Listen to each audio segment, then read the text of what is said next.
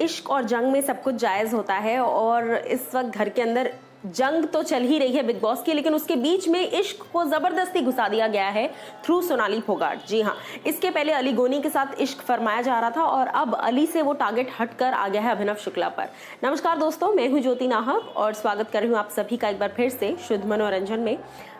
जैसा मैंने कहा कि इश्क और जंग में सब कुछ जायज़ होता है, ये तो बिग बॉस के घर की जंग है, यहाँ पर डेफिनेटली सब कुछ जायज़ है और घर के अंदर टिके रहने के लिए सोनाली फोगाट साम दाम दंड भेद सब कुछ अपनाने के लिए रेडी है। पिछला पूरा एक हफ्ता सोनाली जी ने अकेले बदतमीजियां कर लिटरली बदतमीजियां, because it was baseless, pointless and senseless. जो भी उन्होंने घर के अंदर तबाही मचाई थी उसकी बिल्कुल ज़रूरत नहीं थी और बात किसी और की हो रही थी, लेकिन सोनाली जी ने आकर अर्शी के ऊपर पानी फेंक दिया और ये जितनी भी सारी चीज़ें की, basically it was just attention seeking behaviour. इसके बाद अगर मैं बताऊं आपको तो अब उनका जो टाका है वो अली से खिसक कर अभिनव पर आ चुका है।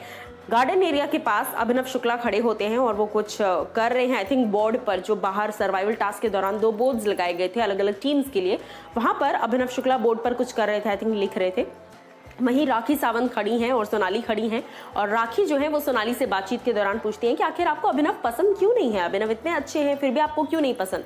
जिस पर सोनाली जो है वो इससे पहले कि जवाब देती, अभिनव वहां से कह देते हैं कि बाकी सब तो ठीक है, बस ये गुस्सा ना करे मुझ पर, बस इनका गुस्सा जो है वो मुझ पर ना आए वापस से।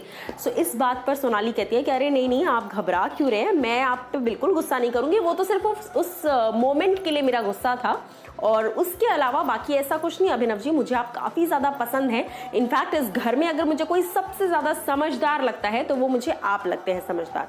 सो कहीं ना कहीं सोनाली अब जो है, इसके पहले तक तो वो अभिनव को देखना तक गवारा नहीं कर रही थी, देखना तक मंजूर नहीं था अभिनव, लेकिन अब अभिनव जब सामने खड़ा है तो इस घर का सबसे ज़्यादा समझदार इंसान ऑटोमेटिकली वो हो गया है। क्यों?